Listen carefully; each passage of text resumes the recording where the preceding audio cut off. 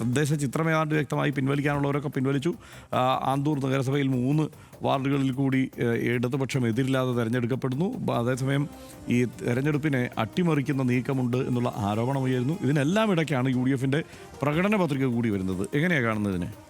അല്ല, UDFിൻ്റെ പ്രകടന പത്രിക വളരെ പോസിറ്റീവായിട്ട് കാണുന്ന ഒരാളാണ് ഞാൻ. അതിനകത്ത് ആ പ്രകടന പത്രികയ്ക്ക് കൊടുക്കേണ്ടതൊരു ഗൗരവം അവർ കൊടുത്തിട്ടുണ്ട് എന്നതാണ്. ഞാൻ എൻ്റെ വിശദാംശങ്ങളിലേക്ക് വരുന്നതിന് മുമ്പ് ഇന്നത്തെ ഏറ്റവും പ്രധാനപ്പെട്ട ഒരു കാര്യം ഹർഷ, എനിക്ക് തോന്നുന്നു ഈ ജഷീർ പള്ളിവയൽ വയനാട്ടിലെ വിമതനായിരുന്ന ആൾ അദ്ദേഹത്തിൻ്റെ പത്രിക പിൻവലിച്ചു എന്നതാണ്. അതായത് കോൺഗ്രസ്സിന് ഈ തെരഞ്ഞെടുപ്പിൻ്റെയൊക്കെ പോകുമ്പോൾ കുറച്ച് ബുദ്ധിമുട്ടുകളൊക്കെ ഉണ്ടായിരുന്നു. പ്രത്യേകിച്ചും VM ബിനുവിനെ മത്സരിപ്പിക്കുകയും മറ്റുമൊക്കെ ചെയ്ത ദിവസങ്ങൾ അതിൻ്റെ ബുദ്ധിമുട്ടൊക്കെ ഉണ്ടായിരുന്നു. പിന്നെ എന്നാലും ഈ ജഷീർ പള്ളികളുടെ ഒരു പ്രധാനപ്പെട്ട ഇഷ്യൂ ആയിരുന്നു. കാരണം അദ്ദേഹം തള്ളിക്കളയാൻ പറ്റാത്ത വിധം ഒരു പാർട്ടി നേതാവായിരുന്നു അദ്ദേഹം. പക്ഷേ അദ്ദേഹം പിൻവലിച്ച ശേഷം അദ്ദേഹം പറഞ്ഞ കാര്യം ഇതാണ്: എൻ്റെ പാർട്ടിക്ക്, എന്നെ വളർത്തിയ പാർട്ടിക്ക്, എന്നെ സംരക്ഷിച്ച പാർട്ടിക്ക് ഒരു മുറിവ് പോലും ഏൽക്കരുത്. അതുകൊണ്ടാണ് നാമനിർദ്ദേശ പത്രിക പിൻവലിക്കുന്നതെന്ന് ജഷീർ പള്ളിവൽ പറഞ്ഞു. യൂത്ത് കോൺഗ്രസ് നേതാവാണ്, ചെറുപ്പക്കാരനാണ്, പ്രാദേശിക നേതാവാണ്. എൻ്റെ പാർട്ടിക്ക്, എന്നെ വളർത്തിയ പാർട്ടിക്ക്, എന്നെ സംരക്ഷിച്ച പാർട്ടിക്ക് ഒരു മുറിവ് പോലും ഏൽക്കരുത്.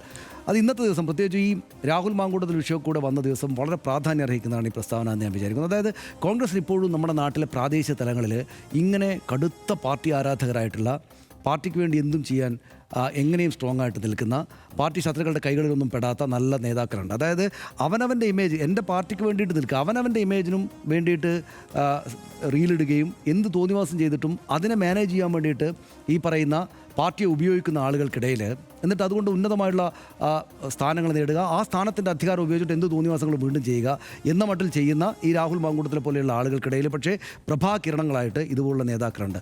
എന്നെ വളർത്തിയ പാർട്ടിക്ക് ഒരു മുറിവ് പോലും ഞാൻ ഏൽപ്പിക്കില്ല എന്ന് പറഞ്ഞ് അവസാനം അദ്ദേഹത്തിൻ്റെ പത്രിക പിൻവലിക്കുകയാണ്. അത് പറഞ്ഞു പോകേണ്ടുന്ന ഒരു കാര്യമായിട്ട് എനിക്ക് തോന്നി. രണ്ടാമത്തേത് ഈ വാഗ്ദാന പത്രിക, ഈ പ്രകടന പത്രിക ഒരു കാലത്തും നമ്മുടെ സമീപകാലം വരെയും വലിയ സീരിയസ് ആയിട്ട് എടുക്കുന്ന ഒരു സംഗതി ആയിരുന്നില്ല ഇരു മുന്നണികളും.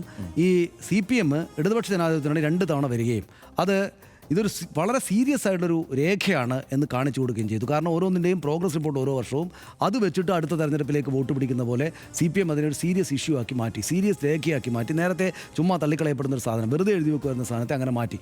ആ പ്രകടന പത്രിക സീരിയസ് ഡോക്യുമെൻ്റായി മാറിയിട്ടുണ്ട് എന്ന സീരിയസ്നെസ് കോൺഗ്രസ് ഇതിൽ കണ്ടിട്ടുണ്ട് എന്നാണ് എനിക്കിത് ആകപ്പാടെ വായിച്ചപ്പോൾ തോന്നിയത്. ഈവൻ വീടുകൾ കൊടുക്കുന്നതടക്കം, ഇപ്പോൾ വാഗ്ദാനം ചെയ്ത വീടുകൾ ഇവർ നിർമ്മിച്ച് നൽകുന്നില്ല എന്ന് പല വിമർശനങ്ങൾ വരുമ്പോഴും ആ സംഗതി ഇതിനകത്ത് ഉൾക്കൊള്ളിക്കാൻ തന്നെയാണ് കോൺഗ്രസ് തയ്യാറായത്.